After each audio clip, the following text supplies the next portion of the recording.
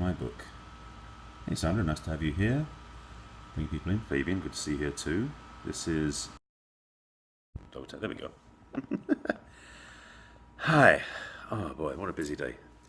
Thanks for joining me, thanks for coming in. This one is actually part 2 of an earlier scope, but I'll recap that here in case you missed the first one. It's only fair.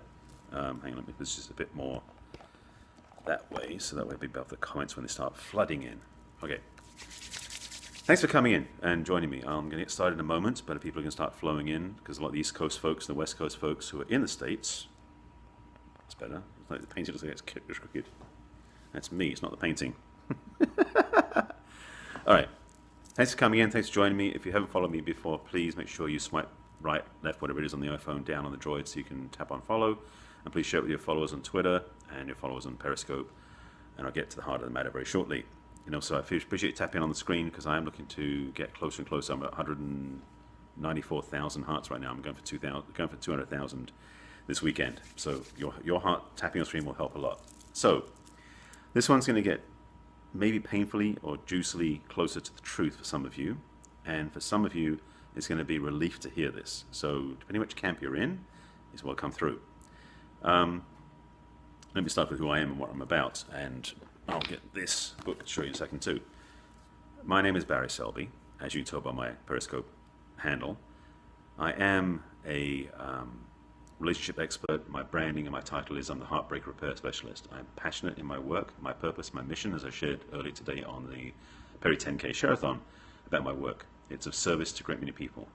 And this topic, particularly we're talking about, is some of the deeper work I do with my clients. So I want to get to and give you the container so you can then see what it's about and see if it leans into it for you.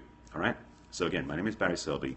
My website is barryselby.com. Easy way to find me. All my social media is the same. It's Barry Selby. I am a #1 best-selling author, hence I have the book on the front, which is this, 50 Ways to Love Your Lover, which is a #1 bestseller on Amazon, Kindle physical book, and also an ebook on my website, which is barryselby.com, as I mentioned. In my Periscope profile, there is a link to have a discovery session with me if you want one of those, but I'll get to that more in detail after I get to the topic. So, thanks for coming in. Feel free to please tap away on that screen to give me hearts. I'm accumulating hearts towards a goal of 200,000 hearts by the end of the weekend, just to set another bar, another goal. And thank you for joining and thanks for following. So, Love is Hereditary, Part 2. So, hey Web Evie, Web Evie. No, it's English. It's not Indian accent. I'm English, but I live in America, so it's been blended. It's somewhere in the mid-Atlantic right now, between England and America. I live on the West Coast. In this conversation, I started this a few days ago. Hi, good to have you here. I spoke in the previous scope, I think it was about 3 or 4 days ago, but I'll cover it here again, how I talk about love is hereditary, meaning that how we relate to other people in our relationships. Hi, Cindy, good to have you here. And please show your followers and friends. And then tap on the screen for hearts. I welcome that in. I know that it was just a scope just ended. I think one of the marathons just ended. So somebody getting off of that and joining here. So I'll go back and recap what I said before so you know what it's about. And then we'll jump into the new piece in this topic here. So again, thank you for watching, joining me, sharing with your followers and friends, and tapping on the screen for hearts. Psychic? No, a little bit intuitive. I wouldn't claim to be a psychic or anything like that because I know people who are way more accurate than I am, so I know I'm not. But I do have intuition, and I've been working on that for a long time. And that's a different skill set, and I'll tell you about that if it comes up later on. Anyway, rewinding.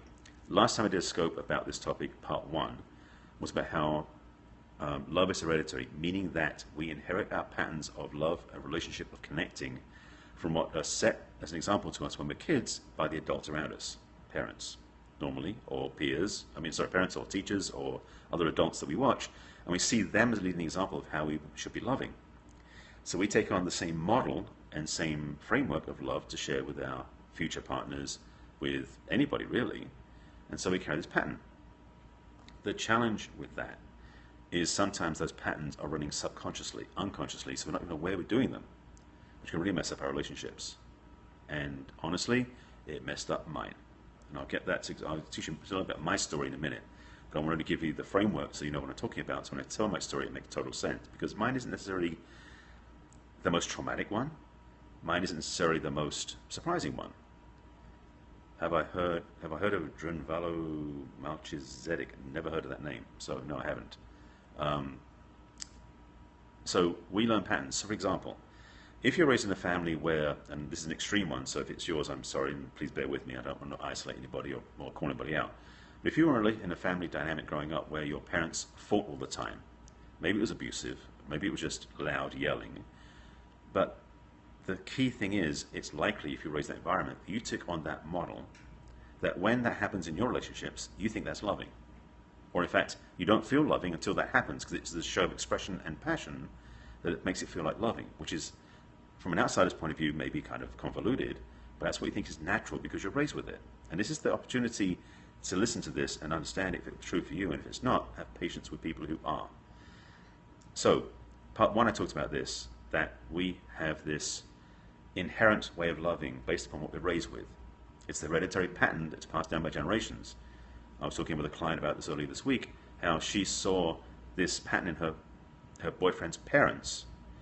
And I said, yes, but you also realize, because this is hierarchical patterns, it is a hereditary pattern, that seeing her parents act a certain way, that is what her boyfriend's dealing with, it's quite likely that her parents have the same thing too, because it gets handed down until it's changed, and this is what I talk about in this one. It's challenging to watch as a witness to it, and in my work I get to witness my clients in their challenges before they help them get through it. It's distressing because I see what's going wrong, but I can't help them until they see it themselves. You understand? Now, the part two of this, and I'm going to come back full scale to go back to my own example in a moment, so please bear with me. Part two of this is your patterns of loving, your distress, you're upset about how your past relationships work, sorry, not distress, but your way of thinking about past relationships interplays with your future dates. So you and your date are both carrying your hereditary patterns from past parental and adult generational relationships, and then you come together and they mesh all those patterns. And you're wondering why there's a divorce rate in this country. I'm being serious about this. This enmeshment of patterns from both sides of the hierarchical past, these hereditary patterns through generations of family, is what's contributing largely to the divorce rate in this country. Now, I have other perspectives on that. I don't have statistics, I can't prove it, because not every divorced couple is interviewed for this, but I have a strong suspicion, very strong suspicion, that a lot of reasons why relationships fall apart is because of the lack of clarity and the unconscious patterns that are undermining the relationship. So the work I do with my clients is to first get clear about themselves, and that means getting clear about the patterns so they can then be released. Because the thing is, these patterns are not tattoos, they're not permanently embedded, they can be released. And this is the blessing of this work. And by doing so, your ability to love consciously, clearly, and without the derailment of other patterns can be done properly. The thing I want to share, and I'll share this example now just for this instance, I had a great childhood. I was raised in a very loving family, very happy childhood. But there was a pattern that was running, and it's such a silly one, but it derailed for 10 years it derailed my relationships in my teens and 20s. I was raised in a family where I believed my parents never argued. That sounds perfect, I know.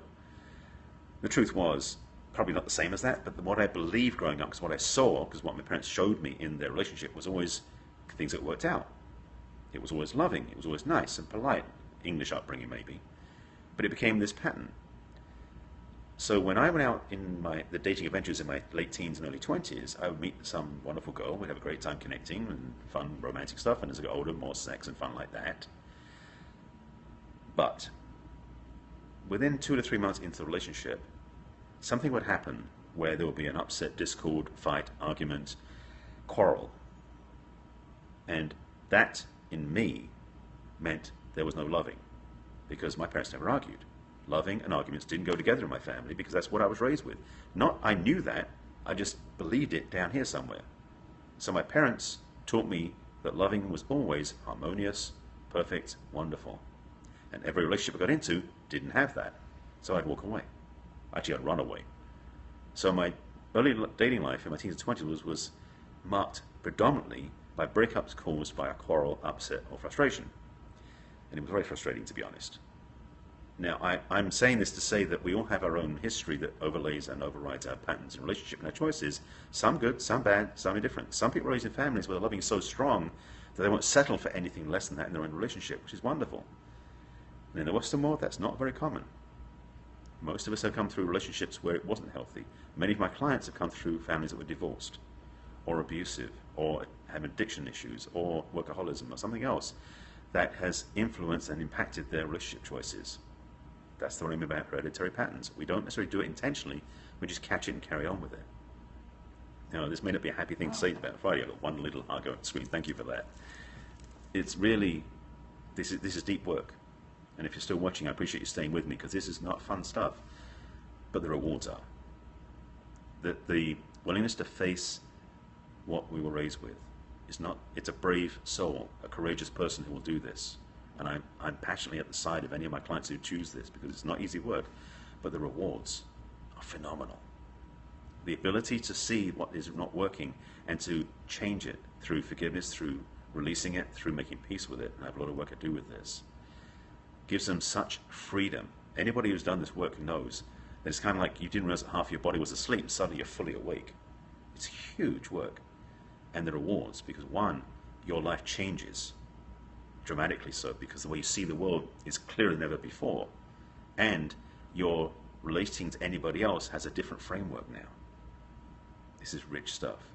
So I want to share this with you just to give you some hints and some keys and some understanding of what this work is about. And if you are someone who's doing conscious work, stepping into conscious life, making a difference in the world, you've got to know about this stuff, because it's impacting every area of your life. Relationship, business, money, health, spiritual, religious values, all of those things are impacted by how you're raised. Good, bad, or indifferent. So your options, your choices are to ignore what happened and try to fake it through. I guarantee you it won't work. You can fake it to a certain degree, but the stress on your body, on your mind, or on your heart will be too much for you. It's not healthy. Coming to terms with it, making peace with it, being at peace with your heart and your own freedom, that's the path I recommend highly for everybody, not just in a relationship, which is my focus, in every area of life. So I wanted to make sure you got that communication. I want to put it out now. It's going to end up being in the archives of my Love Scopes, and it's actually going to be on my blog. So I'm going to make these scopes into you expect to be thrown away, but your parents stayed together. Okay, let me qualify this, because I can get it. I don't know exactly what you mean in terms of what happened, but I can give you some keys that might help. Your parents may have a way of being around each other in their way of loving that may have felt like disposal, or may have felt like it wasn't valued, or may have felt like it wasn't the greatest importance. So you may have started taking on those beliefs inside unconsciously. Again, what I mean to qualify. Talking about the parents and what they did with or to each other is not about what they said as much as what they did, because it's the actions you witnessed that tend to imprint in our subconscious. That's what becomes like the strings of the puppet that's controlling us when we think we don't have strings. It's automatic inside. But it will take longer to talk about this and go deeper with that. But I want to give that to you as a piece of the puzzle, because knowing this can change everything for you in a good way. Dr. Sam, it's good to have you here. So just reminding that, again, thank you for the hearts, I appreciate that. So it's a reminder, this whole generational pattern, you do good, I appreciate that, because the whole generational pattern is running subconsciously. And it will run subconsciously because we don't have an off switch for it until we take action.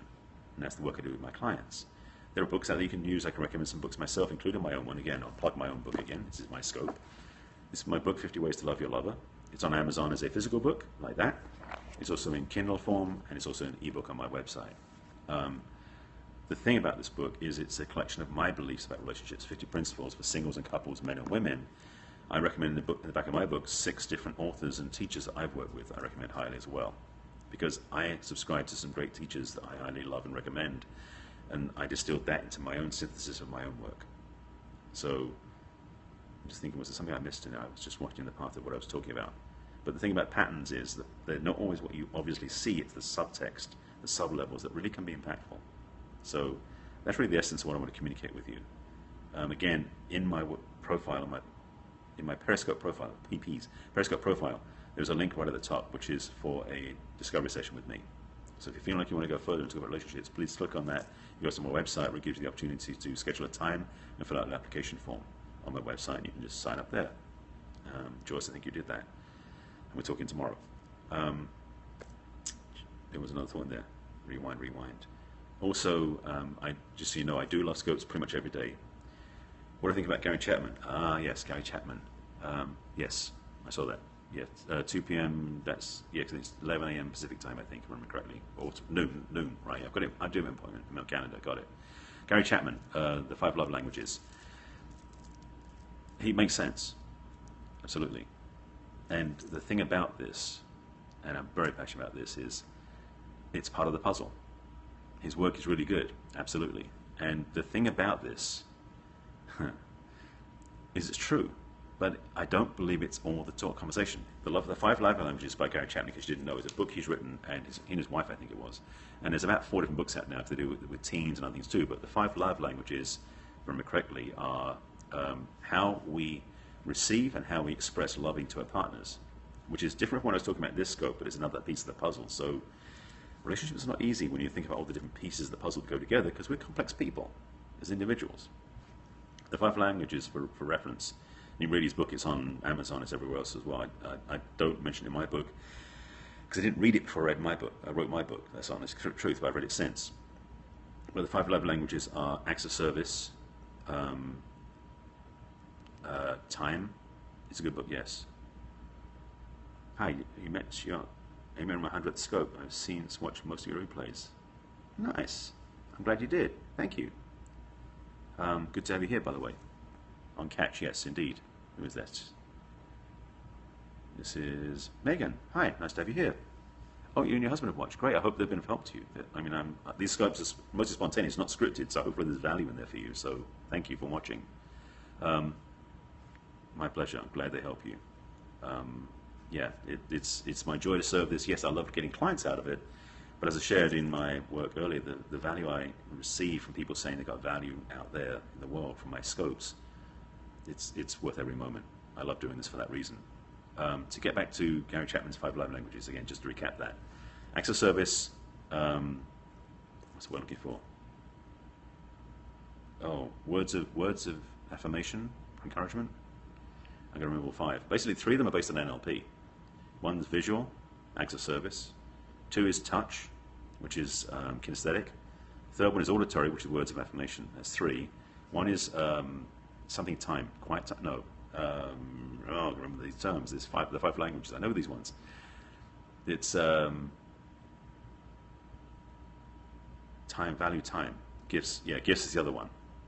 Right. And the thing is about that is knowing those different qualities and knowing those different ways of serving each other, you can adjust and you can understand. Because if you know, for example, your husband, I didn't catch what you said exactly when it was, but if it was like his was a quality time, that was it. Quality time, that's the one. For example, if your husband wants quality time and you want acts of service, if you don't know that, you keep missing each other in the loving conversation. No, it's exactly. It could be love notes. It could be a flower from the garden. The gifts mean something imparted from his heart to your heart. And as long as he knows that, and again, you can educate him and he can educate you on how you best can be receiving love from each other. And when you do that, this is what I love about this stuff, you can have everything you want. It's just, it helps, because the problem is we think so much in our head our partner should know. They don't. It's okay to tell your partner what it is you like and ask for what you need, and vice versa. That's what makes relationships healthy. So please, I'm like getting adamant about this, please be willing to ask, be willing to offer, be willing to share with your partner, so you actually have communication that works. Because I did it myself. I was oblivious. It's like we think somehow we're going to be telepathic with our partners, and a partner should be with us. I shouldn't have to tell them this. They love me. They should tell me. They should know what to do automatically. Wrong answer. It's not true. Being vulnerable and saying, this is how I love to be loved, touched, connected with, shared, listened to, provided for when I come home. And your partner can go, thank you, I can do that. You can love each other more. It's that simple. So yes, so the 5 languages, getting back to that original question, is a good book in so many contexts. And I added to my work since I've read the book. He's more traditional therapist basis background he comes from. But his book, The 5 Love Languages, Gary Chapman, is a recommended reading, yes. I didn't put it in my book. When I update my book, I may add it to my list of recommended books, because I've got 6 in there right now, and I'm open to put another one in there because it is a valid book. So yes, in answer to that question, I do know about it. I recommend it, and it's priority for recommendation that we always, in any relationship, communicate for what we need and what we can offer and see where it matches with our partnership. Half of the challenges in relationships is not listening to our partners. That's in my book, by the way. Chapter 18, I think. I know I did talk about it recently. It's that key. This chapter is such a pivot point that we can take time to ask our partner for what they want, and then we can listen to them. It's amazing how this stuff works. That's not rocket science. You don't need to study tons of years for that. Don't read any book, including my book. That simple action can change your life. Do it with any, and if you're single, in your friendship relationships or biological relationships with family, ask them. What is it they like to need? Like, how would they like to be loved? How would you like to express to them? Something like that. Yeah, that's your homework assignment. So again, I do my love scopes every day. Well, this week's been really messy, and to be honest, I'm in the middle of a commitment to volunteer at my local radio station for the public radio station that we do the pledge drive decided on Wednesday. So my scope schedule has been a bit off radar. So I'm trying to get back on track today. I'll do it tomorrow and probably Sunday as well, later in the day probably. But I want to get my scopes back on track. I'm still doing many of them, but my love scope and my peri tips, which I usually do every day, have fallen to the wayside. So I'm doing a love scope now, this one. I'll do a peri tips afterwards. If you want to see my archives, please go to, hang on, I'll reach for my notes of paper. There it is. Catch.me/barryselby. This is the archive of all my scopes that I've got recorded for the last 2 or 3 months now. There's over 100 up there now. And if you search through the ones that say love scope, that's all my relationship teachings I've done for the last couple of months. There's about 60 of them out there now, which will give you lots of keys for healthy relationships. In the meantime, just see what other notes I've got here. I think that's it. Any other questions before I sign off? I know there's only a few people watching live right now. The rest of you watching on the replay. And please, on the replay, tap away on the screen for hearts. I'm only about 6,000 hearts away from 200,000. Oh, you're very welcome. I'm glad to help. Again, whatever I impart with the scopes can help you is great. If you want to go further, on my Periscope profile, there is a link to a discovery session.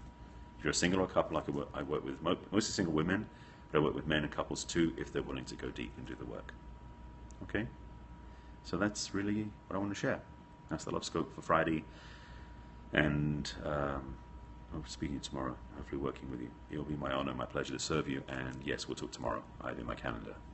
So we will chat in person rather than just one way on Periscope. Well, 1.5 ways as it were on Periscope. All right? So thank you for watching. Thanks for the support. And thanks for spreading the word and sharing my scopes with all your friends and family who you feel need the love and the light themselves. It's my joy to serve and make a difference. And I'm going to sign off and come back in again. Thank you for the hearts. I appreciate that. I'm going to sign off in a minute and come back in again and do a peri tips. A very basic one. I've got a big one to talk about soon because there's been a whole bunch of new things coming up with Periscope with the embed button. And I'm going to talk about it now. That's on the peri tips. But I'm going to tell you about something simple which is so obvious we all keep missing it. So that's it. Thanks for watching. Thanks for following me. And please watch the replay if you missed the rest of the scope. Go back and watch it. If you're watching it on your mobile device, you can tap the screen for hearts and just give away the hearts. I really welcome it. All right? Thank you again. I will speak to you. I'll be back on Periscope tomorrow, later in the day, for my Periscope Love Scope, is the plan. And I'll be back on again in a few minutes, a couple of minutes probably, to do my peri tips. All right? Thank you, and thanks for the questions. I will talk to you later. Bye.